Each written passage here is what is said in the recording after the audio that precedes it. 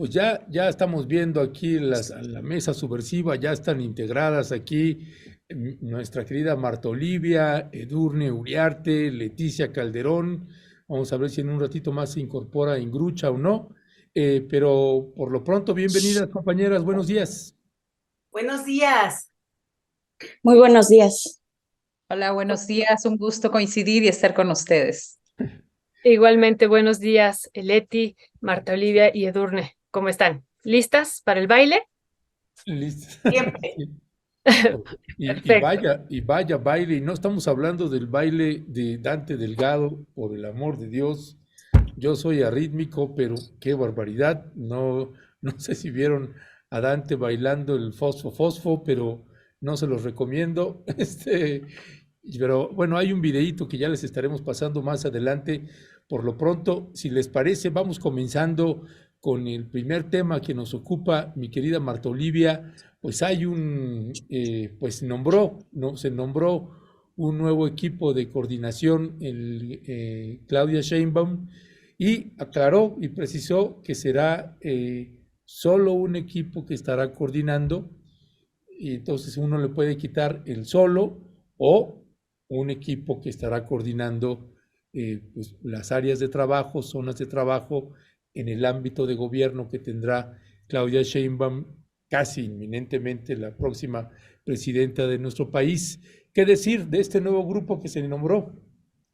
Sí, 17 nombres de hombres y mujeres que están ahí ya en este primer equipo. Recordemos que también hace unos días pues presentó los equipos de coordinación y bueno, a mí sí me causa después mucha confusión entre unos y otros. Pero bueno, en este nuevo equipo Híjole, hay ciertos nombres y ciertos personajes que me hacen pensar de más. Una de ellos es Olga Sánchez Cordero, que es la única que repite del equipo.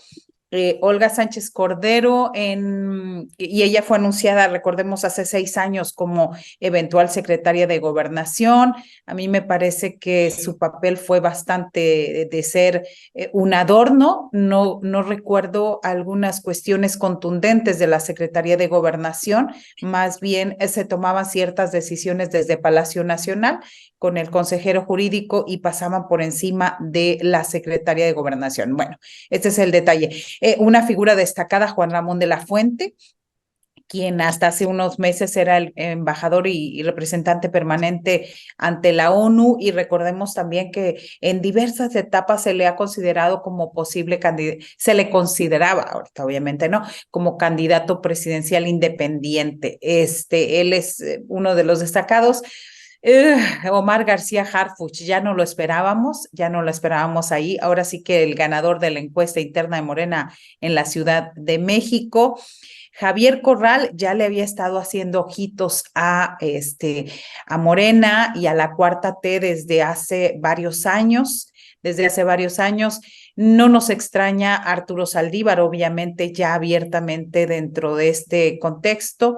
Me parece en general una mezcla interesante de figuras políticas de diferentes contextos que ya nos avisoran de lo que podrá ser el eventual gabinete del próximo gobierno, porque es indudable que de acuerdo a esta muestreo y estas encuestas, pues Claudia Sheinbaum va en la delantera, y como lo cabeceaba ayer Reforma, Xóchitl va para atrás, y pues ya Samuel García, que es otro tema, pues sí levantó, pero ya se fue, y ese es un tema bastante interesante que todavía sigue en el ojo del huracán y en la polémica. Ese sería mi apunte. Muchísimas gracias, Marta Olivia, muchas gracias. Leti, pues, ¿cuál es tu balance, tu primer balance de este grupo de coordinadores? Y dos cuestiones puntuales, o tres, Leti, nada más: el nombre también de Alejandro Murat, que se está sumando, no como coordinador, pero que también se está ya poniendo como parte del equipo de Claudia Sheinbaum, que se va a sumar. Y otros dos puntitos rápido: lo de que señaló Juan Ramón de la Fuente, de un proyecto de nación realista posible. ¿Qué decir sobre esto? Y de los que no fueron incorporados, que ya habían hecho un trabajo pues importante previo en el proyecto de nación. A ver, yo los escuché ayer y creo que es interesante porque lo que estamos viendo, a mí me parece, es ir armando diferentes etapas de lo que va a ser una campaña larguísima. Es que si no llenas el tiempo con este tipo de propuestas o de espacios, bueno, ¿qué van a hacer en 6 meses? ¿Qué cantidad de mítines tendría que estar haciendo Claudia Sheinbaum, que los está haciendo, pero cuando la campaña realmente empiece? Entonces, yo lo veo por ese lado, como que una necesidad también como de estar permanentemente convocando a distintos grupos, abriendo puertas que están cerradas en este momento. En términos, por ejemplo, a mí me pareció que eso es Juan Ramón de la Fuente, que es un personaje, bien lo decía Marta Olivia, que ha sido mencionado como posible candidato por prestigio, por personalidad, por una serie de cosas, siempre. O sea, es de la lista de los 10, siempre está incluido. Entonces, es una personalidad que al final de cuentas abre ciertas puertas, no otras, pero algunas puertas que hoy sí se necesita que se empujen, me parece que es imposible que, bueno, no sé si es imposible, pero es muy difícil que no le dieran una entrevista o no lo convoquen o si él solicita, bueno, que no se le permita opinar. Entonces, yo creo que por ahí van algunas de estas jugadas que entiendo yo que generan un poco digamos, por ejemplo, Juan Ramón de la Fuente, pues no ha estado en el país los últimos 5 años por el encargo que se le dio, por supuesto, no es por otra cosa, pero tampoco lo hemos visto manifestarse en torno a ciertas cosas que han pasado en el país, pues fuertes, contundentes, las reformas que se han propuesto y donde se ha bateado también a la posibilidad de que se avance, en su momento la revocación de mandato, o sea, momentos claves de este sexenio, pues digo, él tiene esta posibilidad de decir, pues yo ni estaba aquí, ¿no? Dicho eso, sí creo y escucho yo esta cosa donde hay personajes que realmente yo estuve en el evento de la presentación de estas personalidades y me pareció eso, como una necesidad de llamarle a ciertas foros, a cierto público, porque para decirles la verdad, era como más un seminario académico. O sea, yo pensé, esta gente tiene más el perfil, e incluso el tono, incluso el estilo, pues como para organizar seminarios de investigación, todos vamos a discutir porque si se trata para mí, Leticia, de decir cuáles son las propuestas, la 4T, ¿no?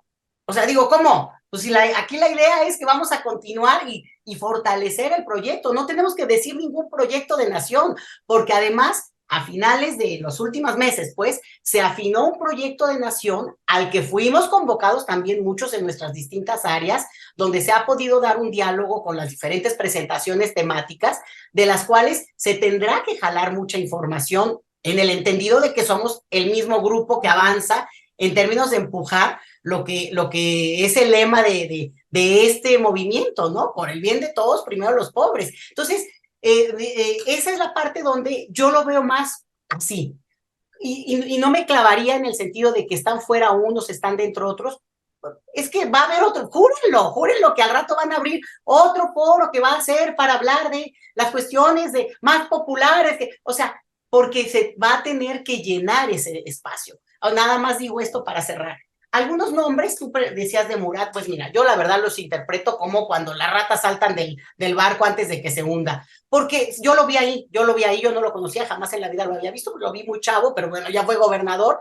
¿Qué puede estar haciendo ahí? Pues viendo a ver qué pesca, la verdad literal, pero no creo lo mismo de Javier Corral, eso sí lo quiero aclarar, y ahí también tiene que ver con mi parte que conozco de Chihuahua, y yo creo que se daría para discutir mucho, pero efectivamente, lo decía Marta Olivia, es un personaje que se deslindó de ese PAN que fue avanzando. O sea, yo creo que él es más panista digamos, de origen que lo son ahora, ¿no? El grupo que controla el PAN. Él en realidad, pues en su momento, pues se posicionó con temas muy de avanzada y yo creo que lo que hace ahorita es ubicarse como donde está claramente la posibilidad de encontrar eventualmente un espacio para seguir aportando, trabajando, teniendo reflectores, pues es obvio que no es con ese PAN donde seguramente no lo pueden ni ver en pintura, bueno, ahora menos, ¿no? Y lo último, se ha hablado de estos nombres, pero no dejen de mencionar, bueno, estaba también en el podio Violeta Vázquez Rojas,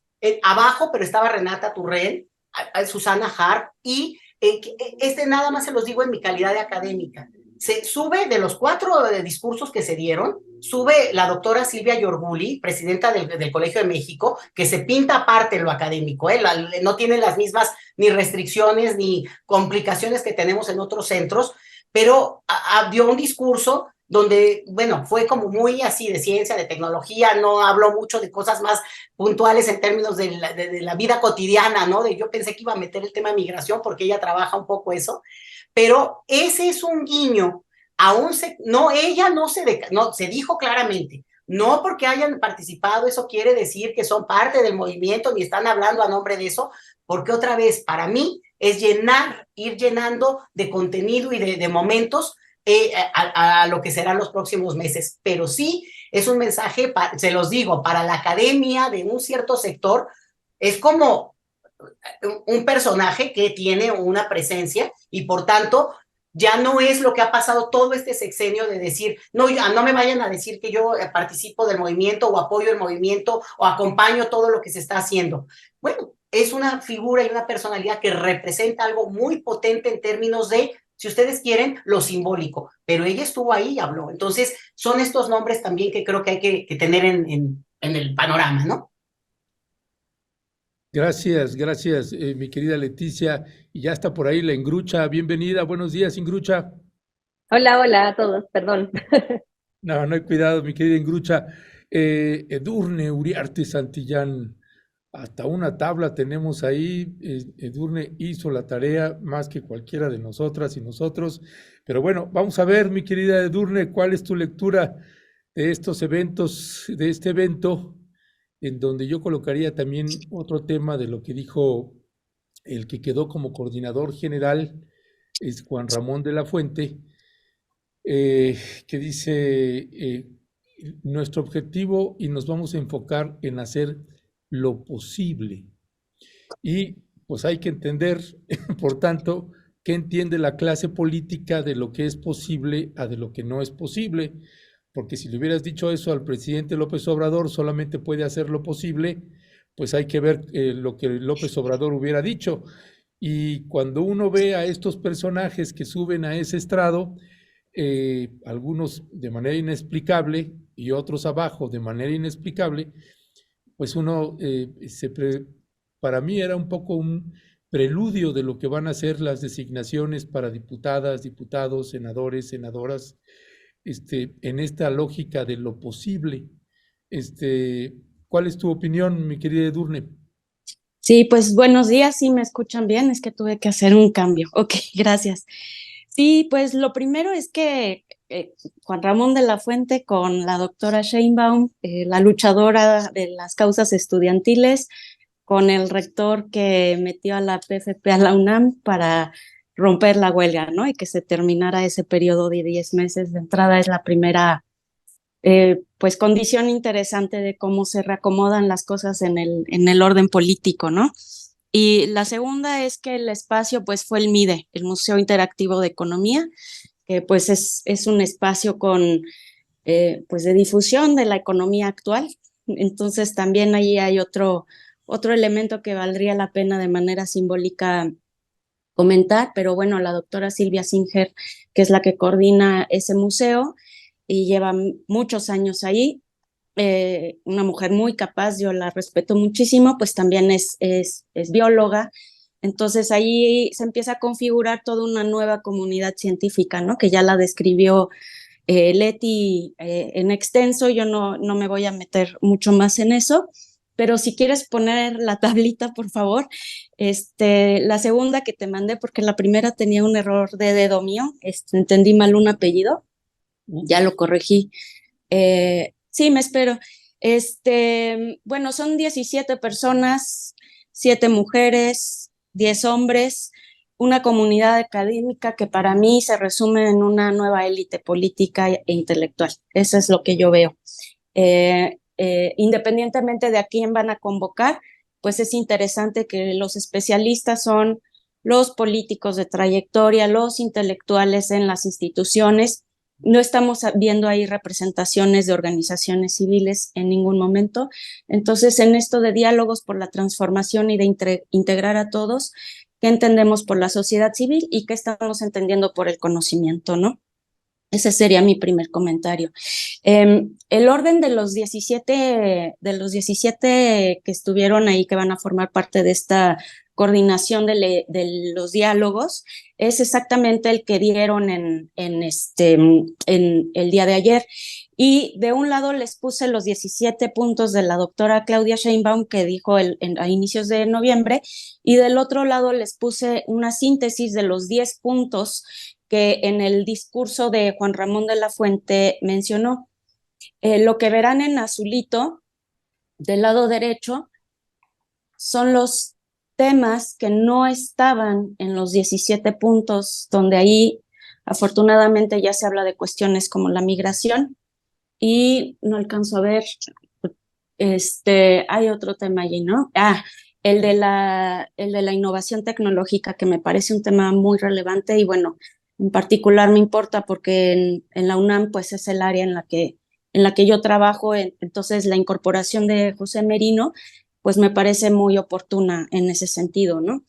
Y del lado izquierdo, en los 17 puntos, hay una marquita en amarillo al plan C, porque es lo que no se enuncia en el discurso de Juan Ramón de la Fuente. Entonces ahí va a ser muy interesante. Yo puse la tablita de esa manera porque quería que tuviéramos una síntesis y pudiéramos ver de un lado lo que dijo Claudia, las personas que convoca y la visión que empieza a tener ya el coordinador de este equipo, para que ustedes vean con quién relacionarían qué temas, ¿no? ¿Qué académicos están asociados a esos temas? Y yo ahí veo, pues, por ejemplo, ¿dónde meto a Omar García Harfuch? En seguridad, pero es el único. Entonces, ¿cómo se va a abordar en los diálogos por la transformación el tema de la seguridad? Y entonces, pues por eso se los puse, para que ustedes vean como un primer acercamiento, y con eso cerraría en esta primera ronda. Muchísimas gracias, Edurne. Ingrid, muy buenos días. Pues sí, esto que decía ahorita Leti, pues es un primer equipo, es un segundo equipo, ¿no? Se había nombrado un primero la semana pasada, que más bien esos son pues parte de sus estrategas de campaña, y pues para coordinar estos diálogos de la transformación. Pero desde mi lectura, pues sí importa quiénes están arriba y quiénes están abajo. Y abajo, ayer lo decíamos, pues están nada más ni nada menos que estos fundadores de Morena, y que llevan pues décadas y décadas, algunos 60, decíamos 50, 40 años, que son, ya los repetíamos, ya los decíamos ayer y los voy a repetir: Armando Bartra, Víctor Suárez, Consuelo Sánchez, Díaz Polanco, Elvira Concheiro, Paco Ignacio Taibo, Paloma Sainz y otros. Ellos los digo porque son también fundadores de Morena y no están arriba. Y justo esto que decía ahorita también Ernesto, y que lo comentábamos con Leti ya, pues hay un mensaje claro que se da por parte del coordinador de estos coordinadores, que es Juan Ramón de la Fuente, y que es: hagamos lo que es realmente realista y posible. Y eso tiene un mensaje particular, ¿no? Entonces, bueno, ¿qué decir sobre esta primera intervención que tú vas a tener, y sobre esto que estoy comentando, Ingrid? Sí, bueno, mira, no me quiero referir como a las personas individuales que están ahí, porque mis compañeras ya un poco desmenuzaron esa parte, sino que a mí me interesa más centrarme en la narrativa de lo que hay detrás de los discursos, de lo que ahí se presenta, de lo que significa, digamos, esta puesta en escena. Porque, bueno, toda puesta en escena es una performance y tiene un mensaje, ¿no? Y en este caso, bueno, ¿cuál sería el mensaje que nos están dando? Son instancias, como bien dicen ustedes, como que tienen que ver con la campaña. Como bien dice Leti, esto va a ser múltiple, seguramente van a haber un montón de otros grupos de gente con distintas, digamos, funciones. Tengo entendido que la función de este grupo en particular es una función muy acotada y tiene que ver con una coordinación de mesas en que se van a discutir ciertos temas. No van a ser voceros, no son personas que necesariamente van a tener una secretaría en el futuro ni nada. Y siento que Claudia fue muy clara en decir eso desde el principio de la presentación de estas personas. Dijo, aquí solamente ellos van a coordinar, no más mesas. Y además también fueron muy claros en decir que el proyecto de nación, que fueron todos los diálogos que se hicieron con anterioridad, digamos, donde ahí sí estaba el Paco Taibo, Paloma Sáenz y otra gente que estaba ahora en el abajo, se supone que van a servir de base todos esos diálogos, ese proyecto que se materializó, serviría de base para generar estos nuevos diálogos, para ir un poco, yo siento, afinando el proyecto que finalmente va a ser el proyecto de Claudia Sheinbaum y de la Cuarta Transformación. Se habla también mucho de un segundo piso o de una profundización, y aquí yo quiero hacer hincapié porque a mí me da la sensación, inicialmente yo pensaba que el segundo piso era un corrimiento hacia la izquierda, porque siempre yo he considerado que Andrés Manuel López Obrador sí tiene tintes de izquierda, pero no es alguien que realmente sea, digamos, socialista marxista, no, es como que se mantiene en una centro izquierda, ¿no? Y yo pensé que, o yo había asumido que el gobierno de Claudia Sheinbaum se iba a correr aún más a la izquierda, o sea, esa era la transformación o digamos el segundo piso. Pero con estos diálogos que yo veo en esta instancia, insisto, es la primera instancia, hay que ver qué va a pasar después, siento que el corrimiento es más hacia el centro, es para el otro lado. Y bueno, centro es derecha, o sea, el centro nunca ha existido, digamos, el centro siempre termina yéndose un poco a la derecha, y siento que al menos este grupo de gente con estas narrativas, y ahí me refiero un poco al discurso de Juan Ramón de la Fuente, lo que él plantea, ¿cierto? Esto que dice que hay que ser realistas, que no se va a prometer lo inalcanzable, cosa que totalmente no cuaja, digamos, con el proyecto del presidente, porque AMLO siempre ha sido muy claro en hay que alcanzar lo inalcanzable, o sea, es otra lógica, ¿no? Hay que ser realistas, habla del mundo empresarial, habla también de la inversión extranjera, que habla de América del Norte, que ahí a mí siempre me da un patatús, porque ustedes saben que a mí no me gusta esta cuestión de los gringos, hacia esa mirada como, ay, América del Norte, pero dice, son nuestros principales socios comerciales, va a ser Claudia la primera presidenta de América del Norte, o sea, no hay mirada hacia el sur de Latinoamérica, tampoco me gustó esa parte del discurso.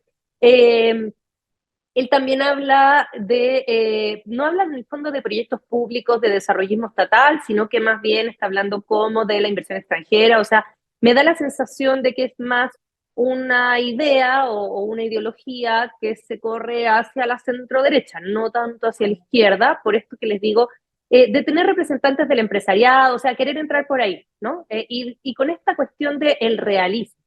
Entonces, de alguna manera siento que se está buscando, con estas personas, digamos, se está buscando un acercamiento a la clase media, que es esta famosa utopía de la clase media, porque además, bueno, en la Mesa Roja ya conversamos de qué es clase media, porque es algo que realmente es muy difícil de definir.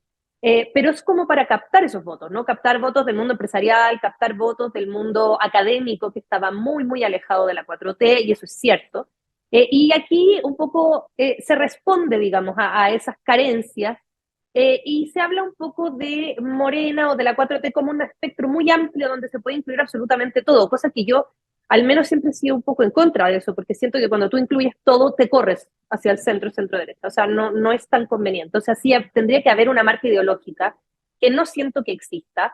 Está Harfuch, o sea, que es la única persona a la que me voy a referir, pero que yo públicamente he dicho que a mí me parece que es alguien totalmente de derecha, ¿qué diablos hace ahí? Pero ahí está Harfuch, digamos, en estos diálogos, y por lo tanto, claro, de alguna manera otras cosas como un par de cositas más que siento que se ve ahí, es un grupo de gente bastante de élite, es una élite académica, una élite demasiado blanca, burguesa, céntrica de la Ciudad de México, chilangocentrista se podría decir, ¿no? Es un panel como que podría ser de Marcelo Ebrard, o sea, yo pensaba, bueno, Marcelo Ebrard debe estar bien feliz porque yo miraba a estas personas y decía, claro, es como más se parece a ese proyecto, ¿no? Al proyecto de Marcelo, más que al proyecto que nos había planteado Claudia. Entiendo que se busque el acercamiento, por eso digo que es como complejo, porque de alguna manera es una cuestión que tiene que ver con captar estos votos, pero está tratando de conciliar con una ala, digamos, empresarial, derechosa, que siempre es muy peligroso, porque cuando tú tratas de incorporar tanto, y le ha pasado a Lula y le ha pasado a tantos otros presidentes, a veces tu ideología se va corriendo, ¿no? Que es esto que yo les digo, que se corre un poco hacia el centro. Y también encuentro que este grupo en particular no es un grupo que tenga mucho contacto con las bases, no es un grupo que tenga, digamos, contacto con el territorio, que conozca las distintas realidades del país. O sea, yo supongo que van a haber otros grupos que sí estén más involucrados, digamos, en esas problemáticas que existen en otros territorios del país, que no son la Ciudad de México y 2, 3 colonias. Y finalmente, algo positivo que yo siento que hay un desprendimiento de ciertas cosas de AMLO de parte de Sheinbaum, que siento que siempre tienen que ver con lo científico. Ahí retomo lo que dice Durner, en el sentido que efectivamente hay un hincapié a la ciencia, a la tecnología, al desarrollo del arte, al desarrollo sustentable, a la ecología, y que son cosas que al menos en el gobierno del presidente López Obrador no se tocaron, o sea, que sí están como en, digamos, en deuda. Entonces siento que esas cosas podrían ser positivas, pero habría que esperar a ver si es que este es un solo primer acercamiento. Pero insisto, siempre esto de ser buena ondita con la derecha, a mí nunca me late mucho, así que lo dejo hasta ahí. Bueno, pues gracias. Sí, ¿sigo yo? ¿Tú? Sigo yo, perdón. Bueno, si gustan, vamos pasando al siguiente tema. Pues una vez que ya se colocaron ahí algunos ángulos, habrá más que abordar sobre el tema. Así que, mi querida Leticia, sí, ¿quieres añadir algo más al respecto? Nada más quiero agregar algo porque para mí fue muy notorio el hecho de que se convoca diálogos con la sociedad civil, que fue una palabra como proscrita estos últimos años, ¿no? Y se omitió la palabra pueblo. La palabra pueblo no apareció en esas 2 horas de presentación, nada más. Bueno, ok, pues ahí está dicho eso. Y bueno, si te parece, Leti, vamos entrando entonces al siguiente tema y que tiene que ver con toda esta telenovela o más bien una serie de Netflix que ya hasta parece infinita, con el caso Nuevo León. Es de veras surrealista y kafkiano todo lo que ha estado sucediendo en esa entidad federativa con estos personajes, Samuel García, pues el Congreso Estatal y ahora el nuevo rumbo que anuncia Dante Delgado y que además le hace una advertencia al PRI y al PAN. Uy, qué miedo, no saben con quién se están metiendo, dice, ahora van a conocer a Movimiento Ciudadano y se echa su baile fosfo y dice que van a tener dijo candidato, ¿no? No dijo candidata, dijo candidato. Así que, pues bueno, se abren las especulaciones nuevamente una vez que el PRIAN, pues bajó, literalmente bajó a Samuel García, le quitaron un peso encima ahí a Xóchitl Gálvez porque iba a ser el contraste muy rápido de cómo se iba a terminar de desplomar y el otro iba a subir, iba a ser notorio su tercer lugar, le salvó por lo menos ya para este mes de diciembre, ya veremos en enero. ¿Qué decía al respecto, Leticia?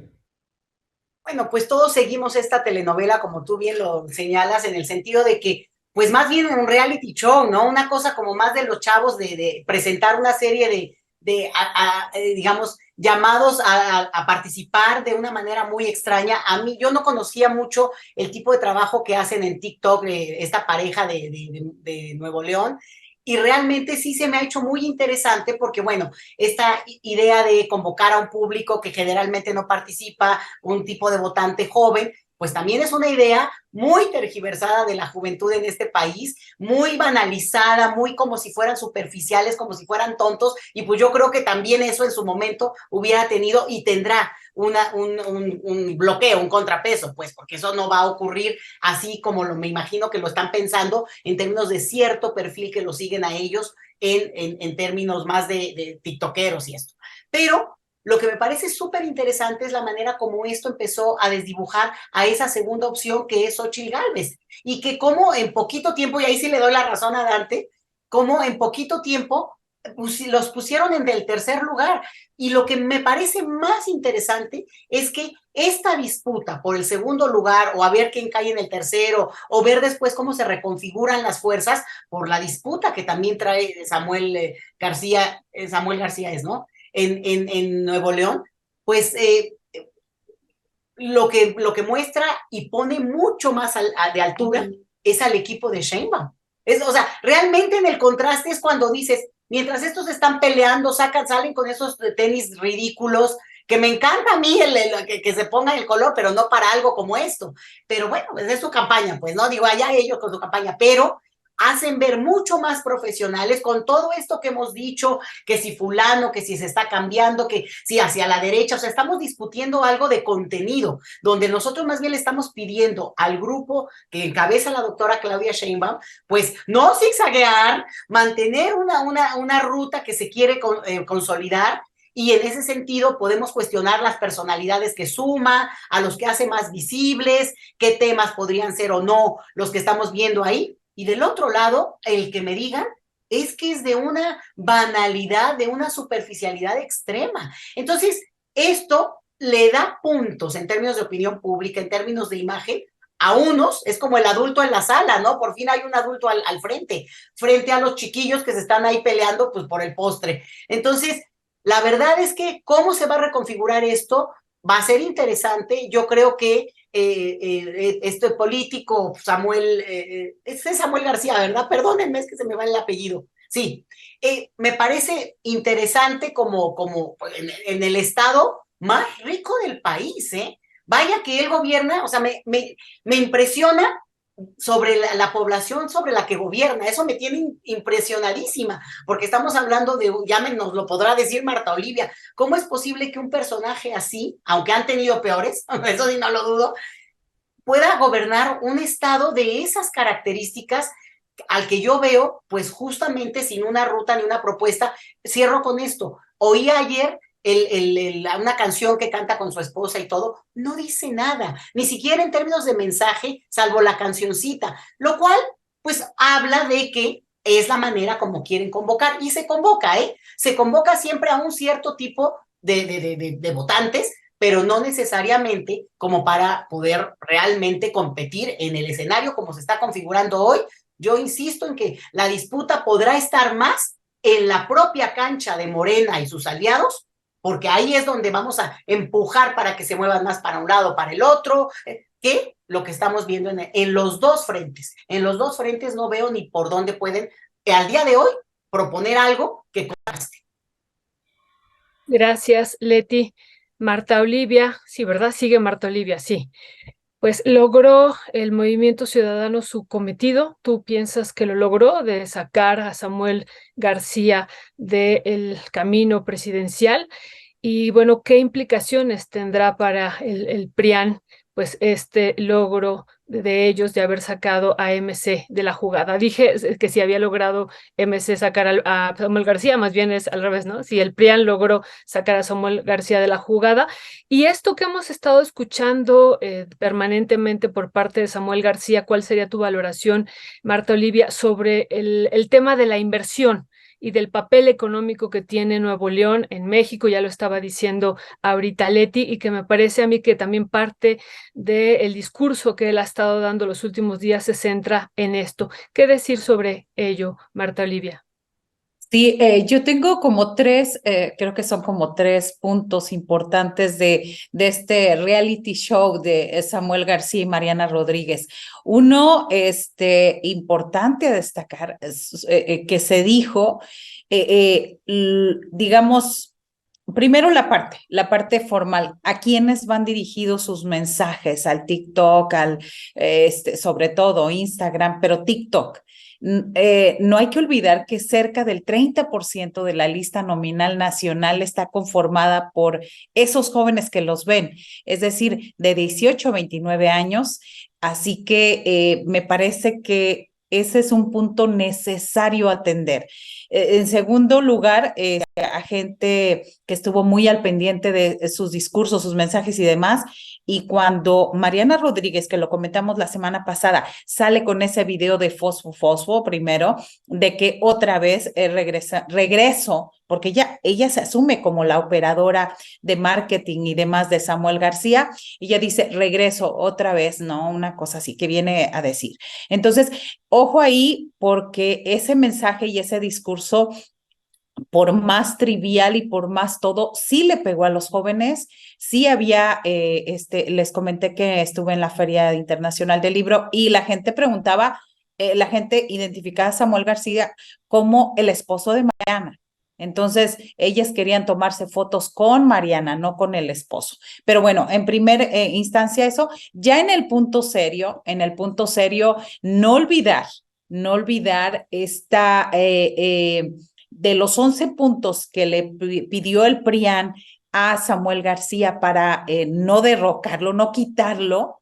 Ojo ahí, un presupuesto ellos pedían sin vigilar de 2.500 millones de pesos para el 2024 y desistirse de investigar a personajes como Seferino Chefo Salgado y no pagar impuestos por 5 años. Eso me parece importante porque en todo de pronto nos podemos perder en todo este cúmulo de situaciones, que si viene, que si va, que cuántos gobernadores tiene, que si entran los de MC, entre todo el show que se hizo y el reality en días, en una semana y media, dejar qué era lo que estaban pidiendo, y también de Samuel García. A ver, no permitir, es decir, obstinarse con dejar a su segundo de a bordo, a que él decidió, era también que había algo oculto de lo que no sabemos, pero quería protección.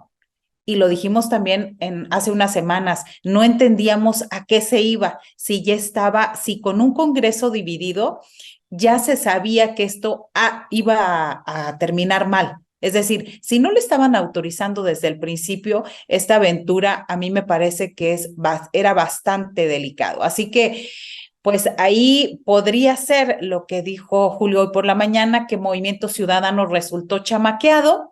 Me parece que también como ejemplo mercadotécnico también mostró hasta dónde pueden llegar los TikTokers, hasta dónde un nuevo lenguaje sin contenido, solamente con cancioncitas, simplemente con un color naranja, el fosfo. Es decir, ya por ahí se puede ir hablando de un nuevo mensaje, un nuevo discurso que no veo para nada ni con Xóchitl Gálvez, que ya se estancó, ni tampoco con Claudia Sheinbaum, que está ahora. Gracias, mi querida Marta Olivia. Edurne, también qué decir de el mundo fosfo y de este TikTok, que además, déjame también colocar este otro punto, que vuelvo a reincidir en él, que dice, los jóvenes sí van a tener opción, vamos a tener candidato. Y lo vuelvo a colocar porque, pues, ¿qué personaje ha estado también manejando el mundo del TikTok en sus campañas o precampañas? Y digo, uno nada más lo comenta y a ver qué sale ahí, ¿no? Pero, ¿qué decir al respecto, Edurne? Sí, pues varias cosas. Quiero hacer 2 comentarios del tema pasado que los voy a vincular con este. El primero es el de lo que decía Ingrid de la falta de ideología, porque efectivamente, por un lado, tú ves a Claudia recuperar mensajes de AMLO y citas que AMLO ha usado, pero del Papa. No son citas de la izquierda, no son citas ni de la filosofía, sino del Papa, ¿no? Y todo esto, pues sí tiene un fin definitivamente político, y más cuando ves los temas y las personas, pues no necesariamente están elegidas allí por sus capacidades en las temáticas y para coordinar esas temáticas, sino por esas alianzas políticas y nuevamente esta élite que se empieza a consolidar, esta nueva élite político e intelectual.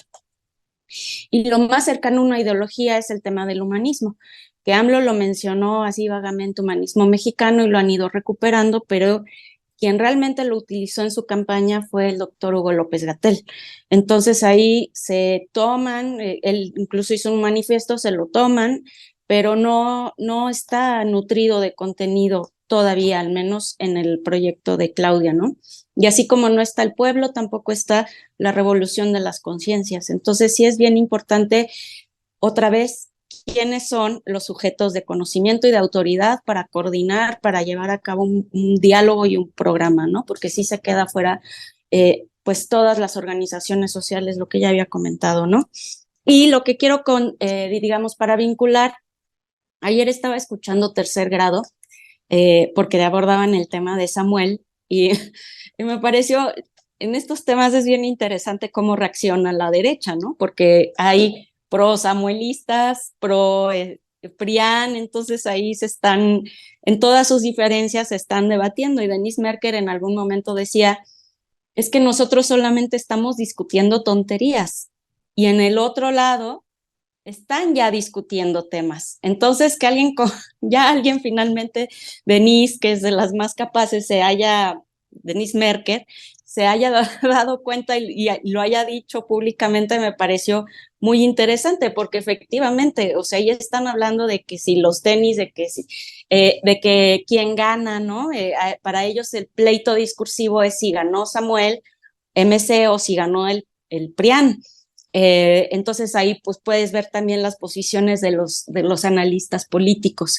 Yo lo que quiero rescatar es el proceso completo, porque tanto en el caso de Claudia y en los diálogos y la gente que va presentando, como en el caso del PRIAN, lo que estamos viendo es como el inicio de un juego de ajedrez, ¿no? Donde se están empezando a colocar las piezas, estamos viendo cómo todo se está reacomodando, cómo los partidos se están combinando y unos están yendo a Morena y otros, MC está aquí en una coyuntura que a mí me parece que pues era una muerte anunciada, ¿no? Ante toda la situación legal en la que se metió Samuel Ruiz, pues, y después de escuchar a los maxiabogados ayer, pues era casi un pronóstico, ¿no?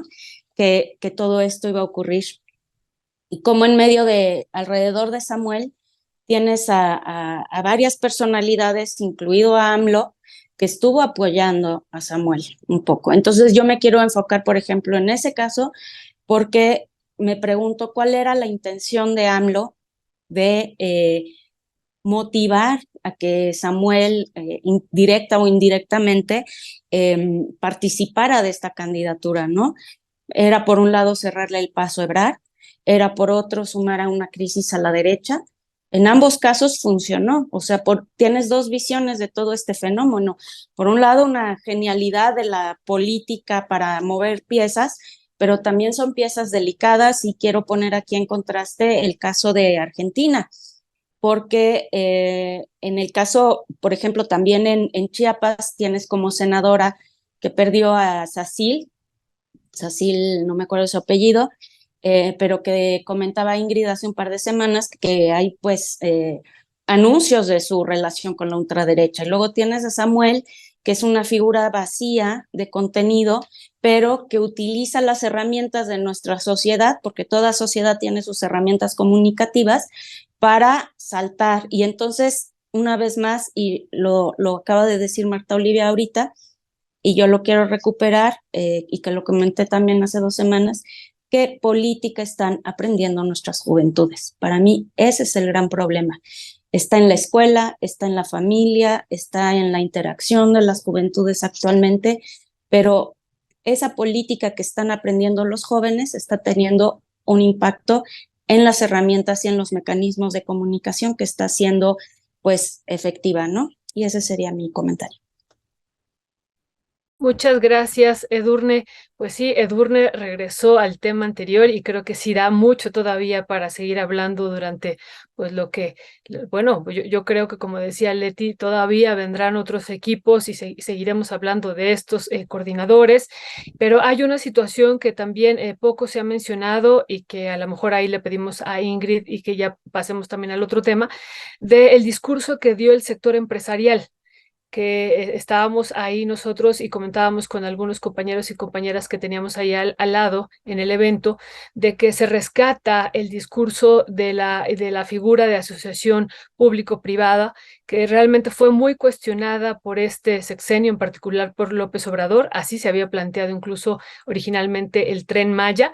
Y bueno, todo eso se desechó y ahora se rescata en este discurso del sector empresarial.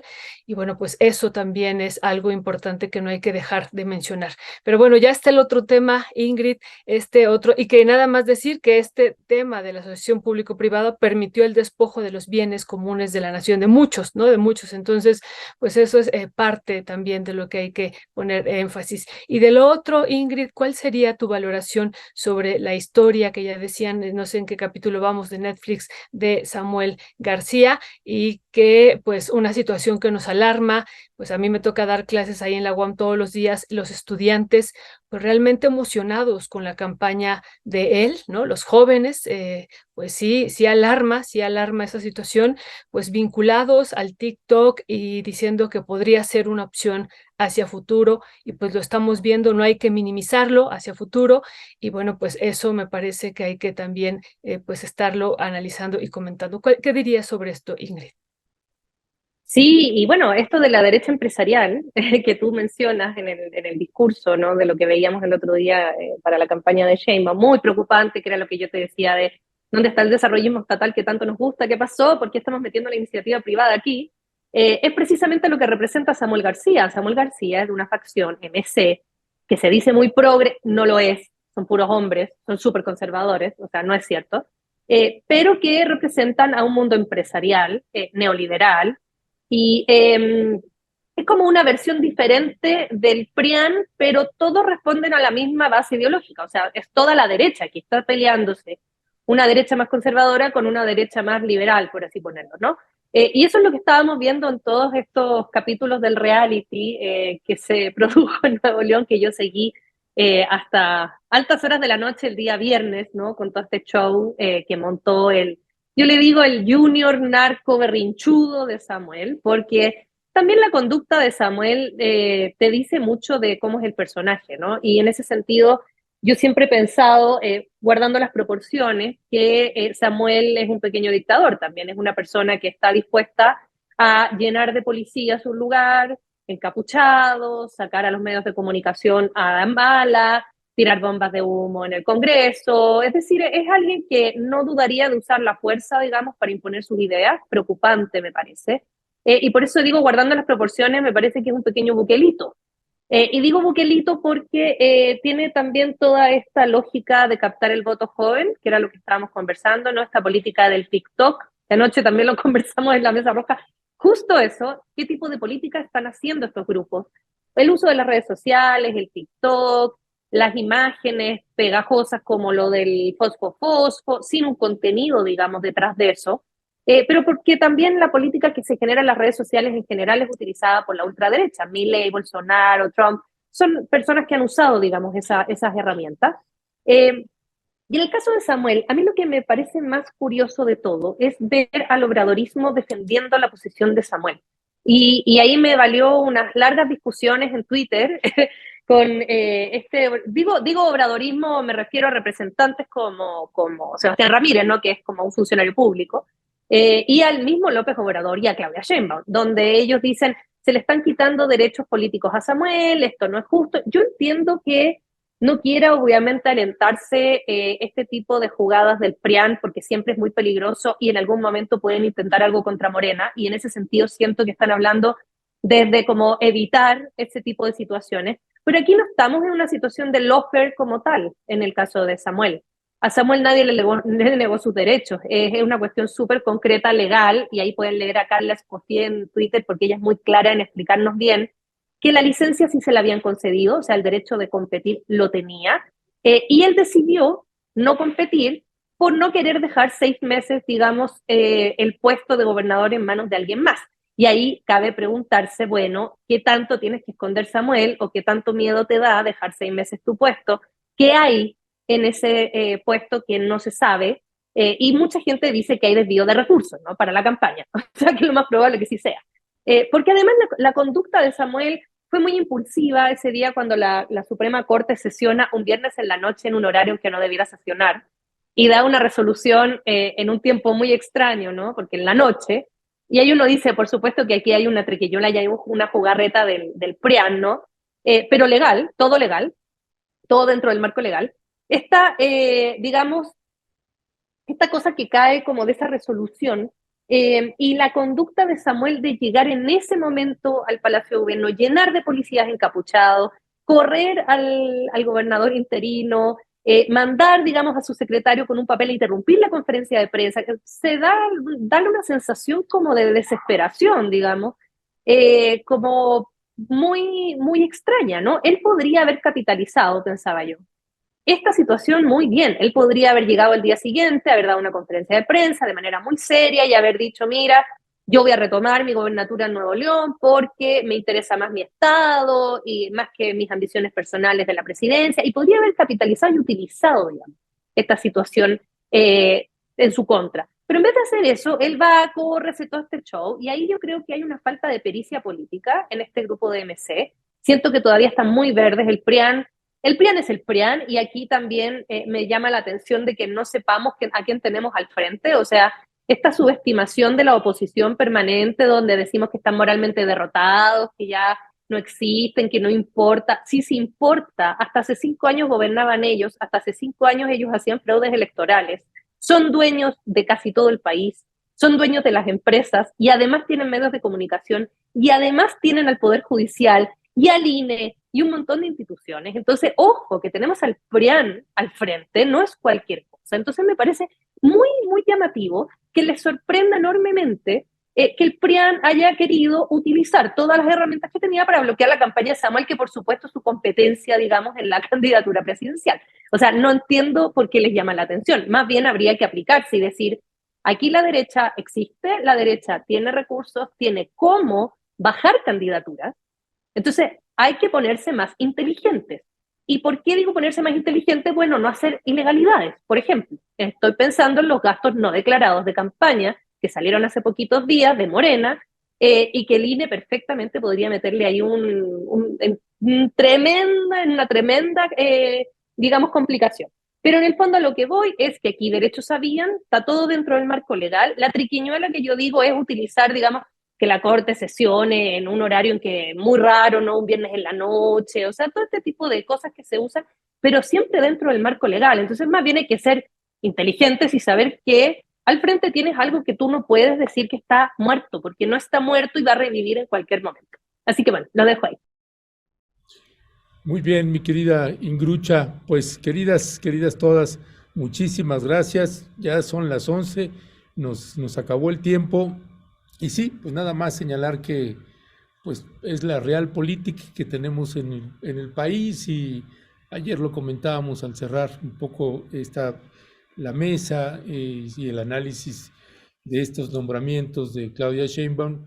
Pues eso es la clase política y hay que estar acostumbrados a eso, ni azotarse, ni pues simple y llanamente así es, y hay que prepararse para lo que viene. A mí me parece importante esto que señalabas también, Violeta, del discurso, los lenguajes que se usaron, particularmente del Consejo Coordinador Empresarial, alguna parte del discurso de la presidenta del Colegio de México, y pues en ayer comentaba nada más al cerrar, que creo que era una oportunidad de Claudia de mostrar también el músculo y decir, sí, hay un espacio para la derecha, pero aquí está la izquierda y son estos, y hay que plantarse también ahí, como me parece que lo hizo en su momento el presidente Andrés Manuel López Obrador con el equipo que iba convocando. En fin, son ángulos y miradas, finalmente nadie tiene la verdad absoluta, son las lecturas e interpretaciones, pero muchísimas gracias a compañeras. Gracias, nos vemos en la noche con Ernesto en un 2x3. Eso. Eso. Pendientes. Lindo día. Gracias. Gracias. Que estén bien, bye. Pues sí, Violeta, es todo un tema que seguiremos analizando, ¿no? Sí, Ernesto, y bueno, pues también esta parte del equipo de pre-campaña de Xóchitl Gálvez, que también me parece que hay que irlo analizando, Carlos Ursúa, Ildefonso Guajardo, luego Tamargo, y bueno, pues otros también que están presentes y que hoy me parece que también iba a dar a conocer una lista, Ernesto, así es que pues estaremos ahí al pendientes. Ya lo ha hecho, ya ha venido incorporando pues a varios personajes, entre ellos a López Rabadán, Ernesto, ¿no? La semana pasada o antepasada, y bueno, pues seguirá en estos días haciendo otros nombramientos. Pues sí, Violeta. En fin, pues pero tienes razón, hay que meternos otra vez ahora a ver el equipo que está conformando Xóchitl Gálvez, que además me parece buenísimo, todos los nombramientos que ha hecho, que ha tenido ahí o la gente que le han incorporado, como usted lo quiera ver, incluyendo Santiago Krill, a mí me parece mejor imposible, ¿no? Y si termina designando como coordinador general de campaña a Alejandro Lito, pues mejor, porque finalmente pues ese es el retrato de lo que está ofreciendo pues el PRI. Y acá, Ernesto, los foros temáticos que también están coordinados o que también están anunciados van a ser coordinados por Enrique de la Madrid, Ernesto, también. Eso, así es que como tú dices, pues hay que sacar la lista. El día de mañana a lo mejor la presentamos toda, porque realmente son muy, muy interesantes todos estos personajes, de dónde vienen. Y pues también, así como lo hacemos de un lado, hagámoslo del otro lado, Ernesto. Así es, mi querida Violeta.